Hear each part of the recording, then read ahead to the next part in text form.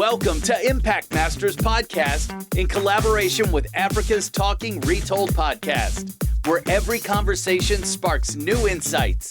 Join us as we delve into the stories of extraordinary individuals who are shaping our world, movers and shakers in tech, policymakers, entrepreneurs, entertainers, and all those whose stories are worth telling. Get ready to be inspired, challenged, and transformed. Welcome, and let's embark on this journey of discovery together.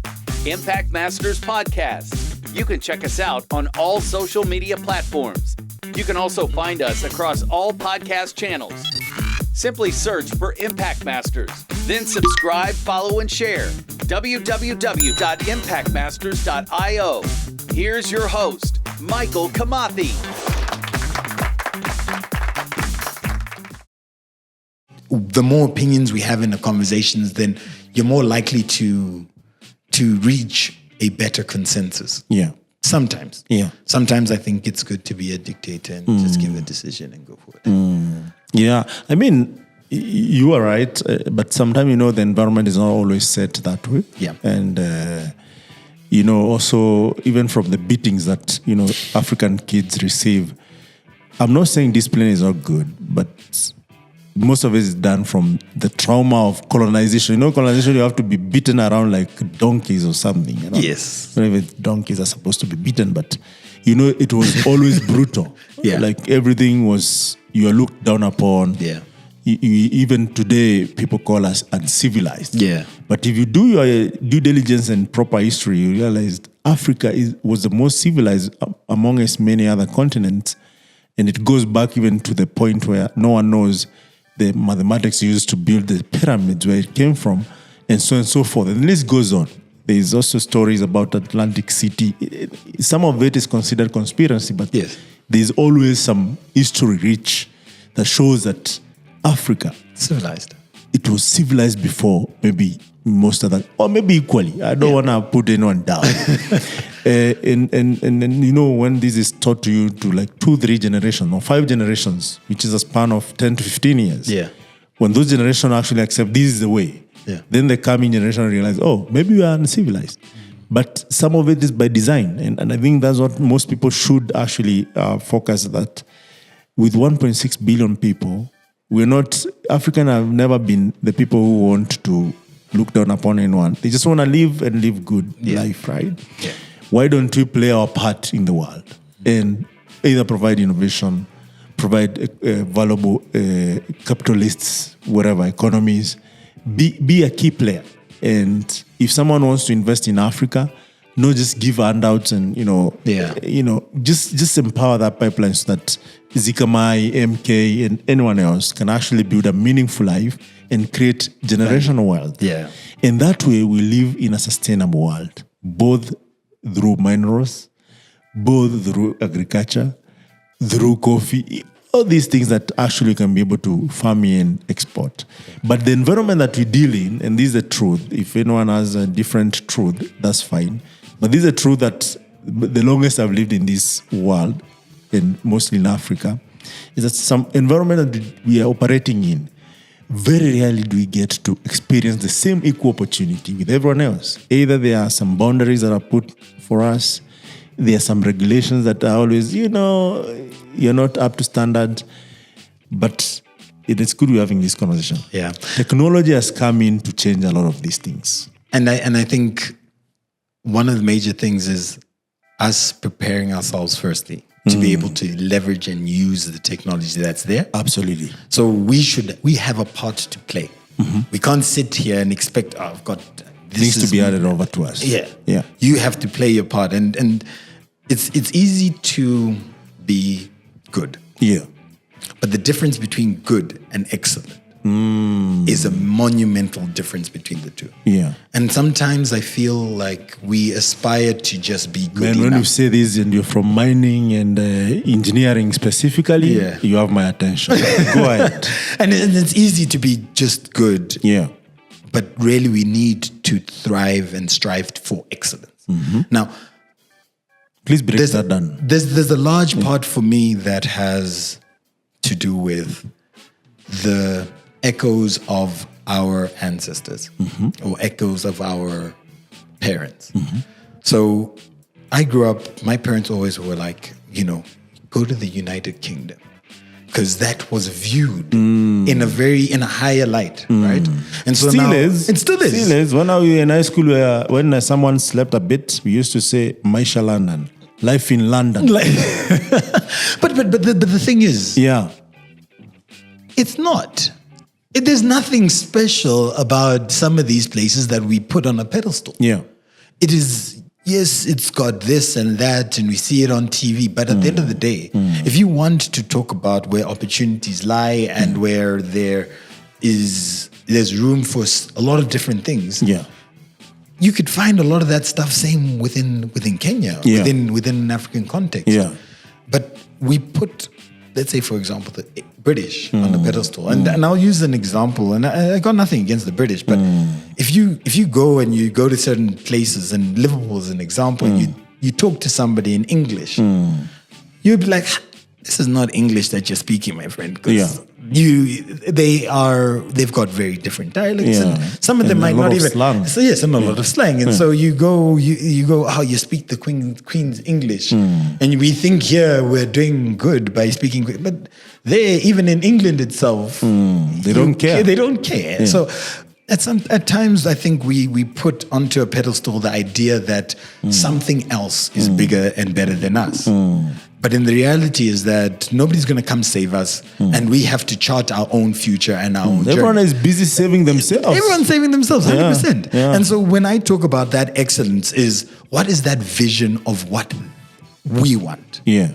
What is our promised land? What is our future looking like? Yeah. And then once we have that vision that is associated to where we want to be, and not a vision because social media and the US and the West, even China, Russia, not because we are being enforced or imposed upon, but because we know culturally these things are important to us as a people. Yeah. And I mean, we had a laugh around polygamy as an example, and its role within society. And I genuinely believe that polygamy has got a reputation that is, and a narrative that has been driven primarily by the West. Yes, absolutely. And it doesn't necessarily have to carry the stigma that it does currently. Yeah. And one might then ask and question about, from the context of a female, is polygamy right? So from a man, it's easy for me to say polygamy is the way forward. But from the context of a female, is she empowered to also contribute and to be? But the reality is, within an African society, everybody has a part to play. Yeah. And everybody knows the value of their part to play. Absolutely. And whether a lot of women want this role currently or not, historically, the role of a woman would be to look after the family, to raise the family. A household is a household because of the wife. Absolutely. And that does not change an inch. And it hasn't changed an inch. But at the end of the day, a lot of these things don't necessarily need to be imposed on everybody. But I do believe that the stereotype or the context that we talk about it, you might look down upon polygamy because you are taught to look down. Yeah. Over time. And those are the echoes of our past. And the reality is, when we are building our future, we need to be wary that we shouldn't build based on the echoes of our past, but rather we should build based on what we and the reality of society and what brings us value. And the West has a very individualistic society. The East has a very collective society.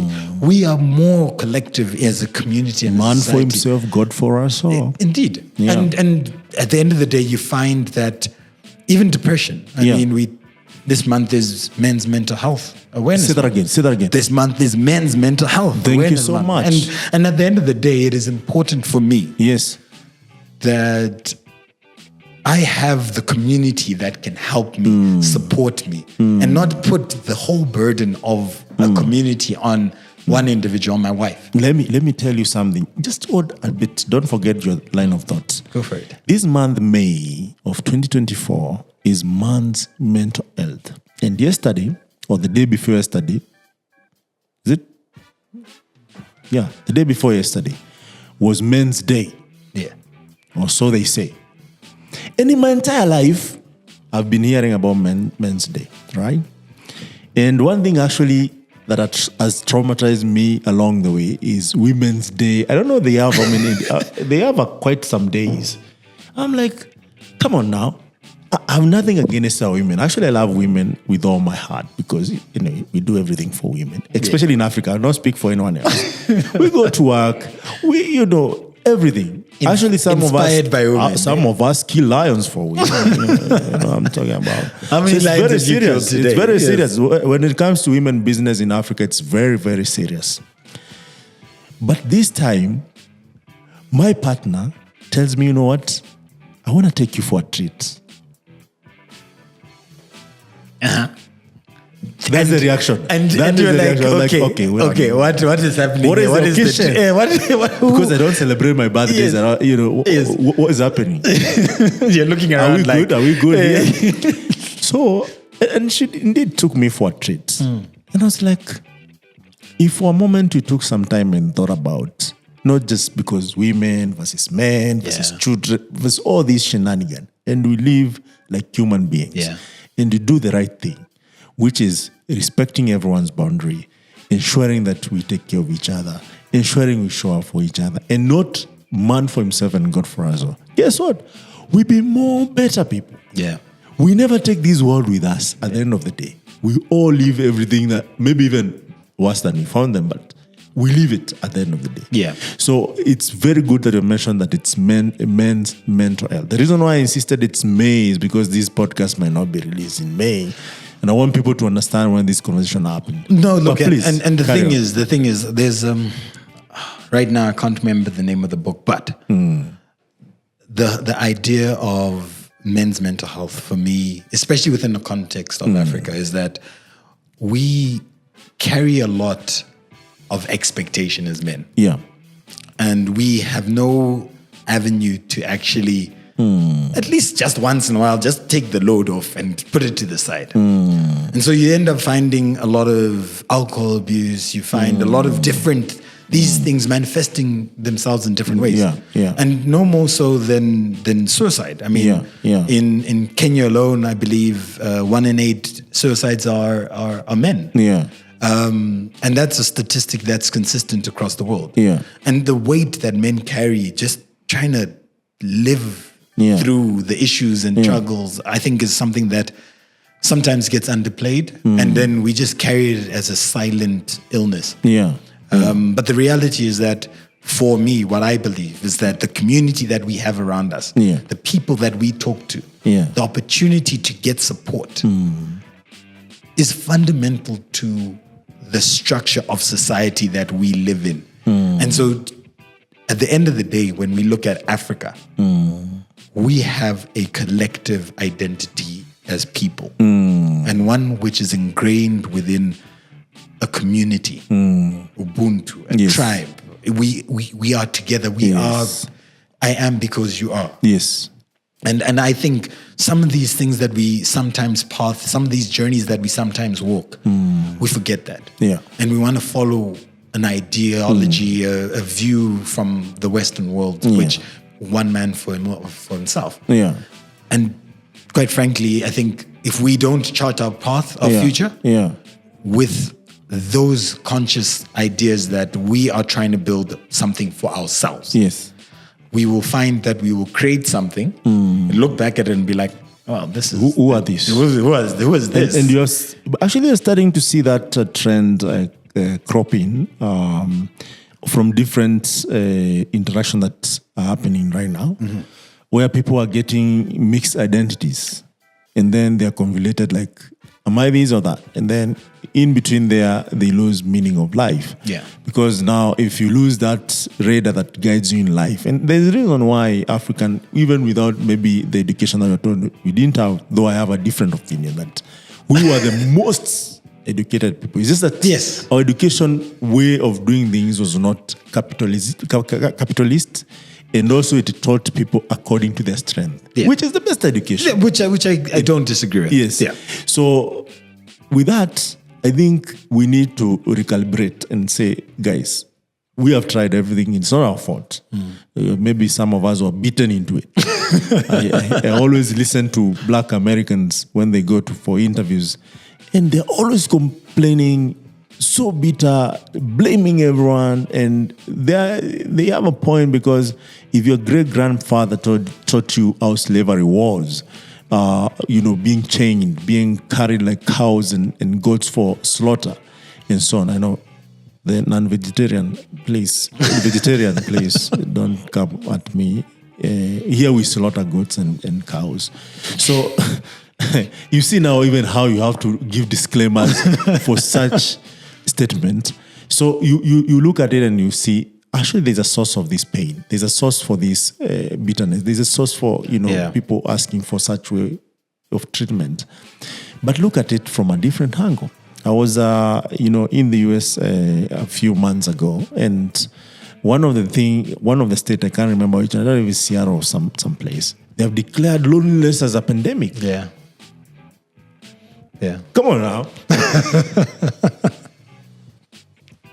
You just need to say hi to someone, start a conversation, don't be scared of people, create a joke, take it as a joke, talk about it and everything, joke around, But it's a issue. But that's the reality of some people's lives, right? That they can be surrounded by people, but feel like they are alone. Why?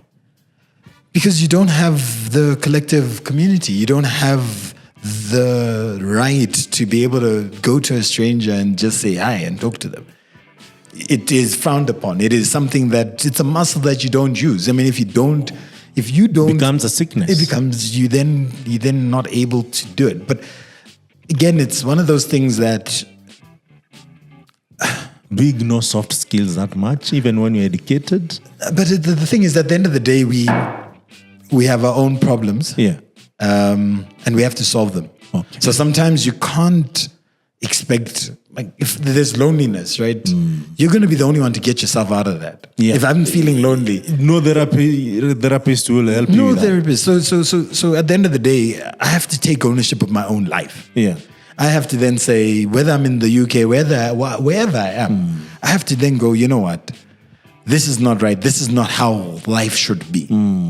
At least I'm going to reach out and talk. And at least if you try, you never know what you might find. Just go with an open mind. Go on with an open mind. So I sometimes go, yes, the idea of some of the things that you see out of the West, that loneliness is a pandemic now. And I go, but the reality is that individuals need to just be, they need to take grip of their own lives in some instances. Yeah. And in some instances, yes, you need support. Yeah. But try. Yeah. That's the least that you can do. Yeah. Try. Yeah. And be out there.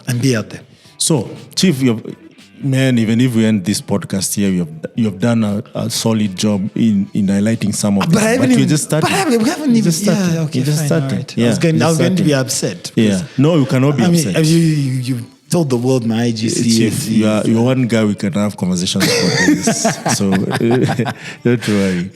And I hope people pick a lot of learnings and not just be individualistic.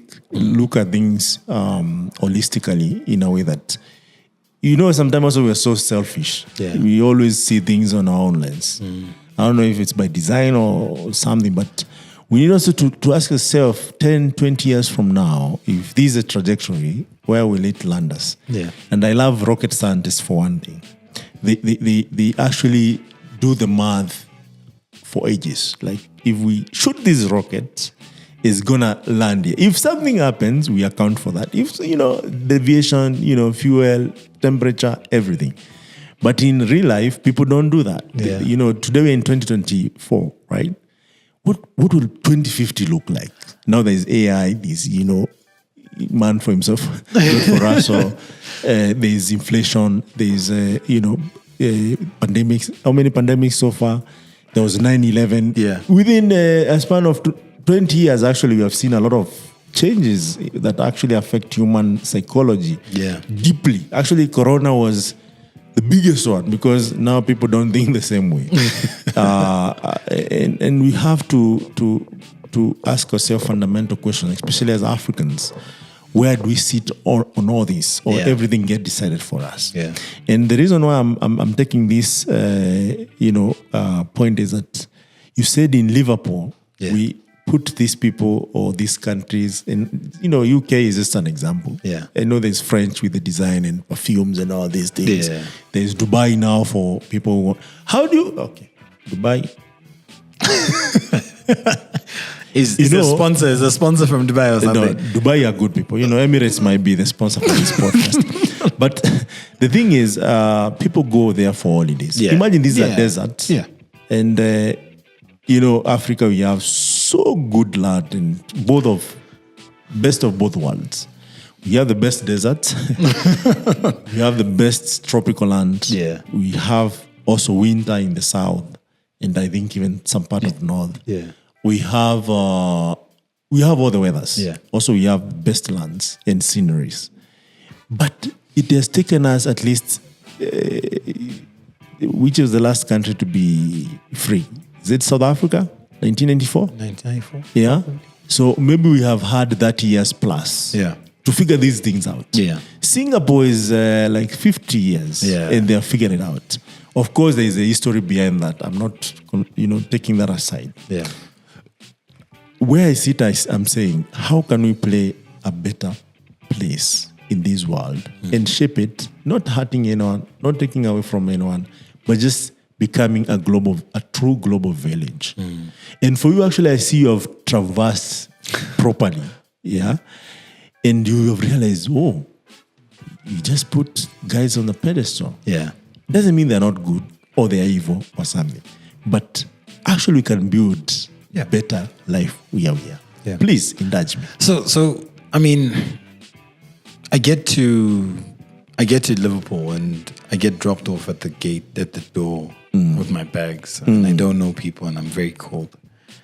And I finally make my way to where I'm going to be staying, and I look around and I'm like, wow. So this is the space. This is the UK, the United Kingdom. And I'm like, okay, it's very cold. So I'm going to go eat. I go eat the food. I'm like, this is cardboard tasting food. I mean, so I'm like, okay, maybe there's more. Yeah. And look, there are lots of great things. There are loads of great things about the UK. Yeah. But for me, what I felt was that they've got a school. Mm-hmm. The school leverages technology, leverages individuals to be able to give a curriculum. Yeah, yeah. And they churn out people. Yeah. Right? And at the end of the day, you look around and you're like, everybody ends up being in a rat race. You get created so that you can be in an employment, paying enough money or making enough money to pay your rent and this and that. And then you might be able to get credit, a credit card. And then you live your life balancing between being very indebted or kind of indebted. Yeah. But you essentially are just living on a wheel. Yeah. And that's the majority of people's lives. And when you look at the different structures and systems that exist within the United Kingdom, within Europe, even electricity or energy, they've got real issues around that. And it just takes Russia-Ukraine war for you to realize that once that was just dismantled, you found that Europe was struggling to provide electricity. Yeah.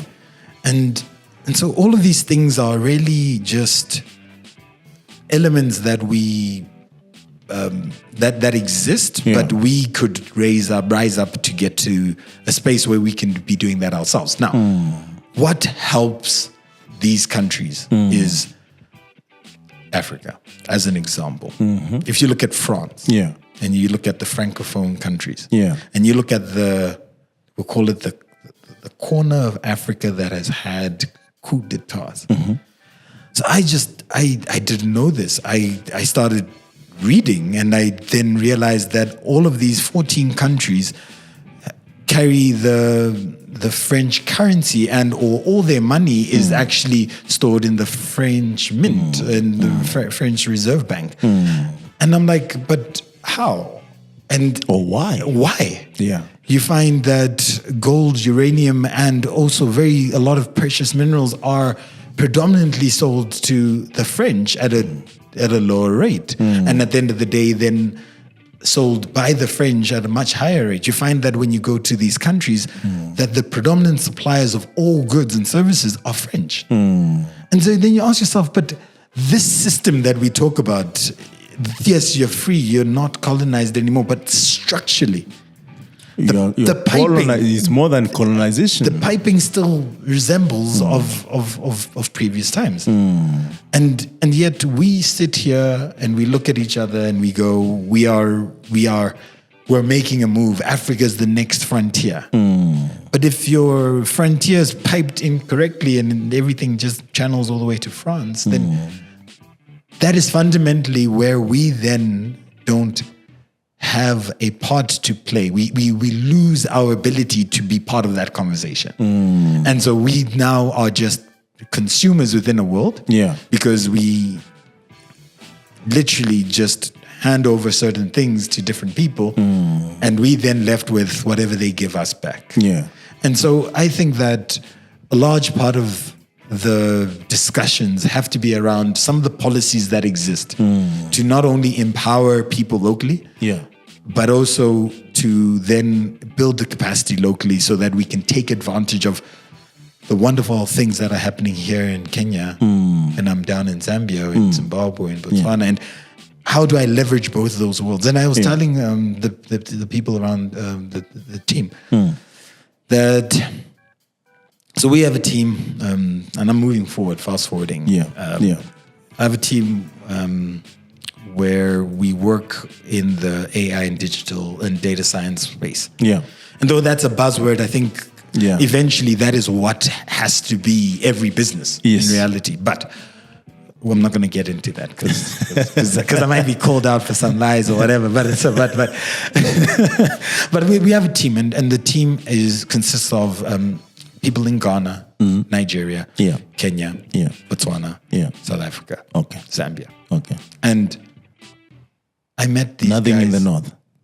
No, Kenya. Oh, like north, like Egypt. Yes. We're looking for people. Yes. So thank you so much for raising that point. So for anybody who is in Egypt or in any of the northern countries, we would like to give you the opportunity. Correct. We'd like to give you the opportunity to work with the data. Though they don't consider themselves Africans. No, they are part. I still love them. I'm taking them. I consider them part of Africa, whether they want to or they do not. So I'd like to just take this opportunity to say, please, visit datasentinels.com and please just apply, because I mean, for us, we would like a lot more different people as well. But we got those different types of people across, and the team here in Kenya, they've been working for us a year, give or take. And I'm meeting them for the first time today. And we've done lots of different things. We've produced podcast episodes. 15 to be exact. And I've never met Nyaga. Paul Nyaga. I've never met him, but yet we work and we're working well with each other. And at the end of the day, it's like technology exists in order to be able to facilitate the best out of us, to be able to leverage what exists and is actually quite close to us. And sometimes we just limit ourselves and say, well, what I have is what I have. The people that no, that opportunity exists well beyond my locality. And I might not even meet somebody, but the reality is that if I leverage every single corner of Africa, if we coordinate your ideas, your vision, your promise, the work, the excellence, the skills that you have, I can take some of that and and complement it with what I'm doing, and then we multiply what we have, and we end up creating value more than what we could have done as individuals alone. Absolutely. And so that vision, that mindset of abundance really needs to be there for us to be able to firstly create the vision. Yeah. But then once we've created the vision, we then need the piping in order to make that work. Those are the policies. Yeah. Those are the idea of Africa Free Trade Agreement is one in which if I need to move something from Southern Africa to North, I shouldn't have to pay tax and in each country and customs, and it's not even tenable. It's not even. And then it prices us out of a global economy. Yeah. When you build a plane, you get the parts from all over the world, put it all together, and it has to be as cost effective for a business to do that. Yeah. And policy plays a major role in that. After you've got policy, after you got the vision, policy, in my mind, the people.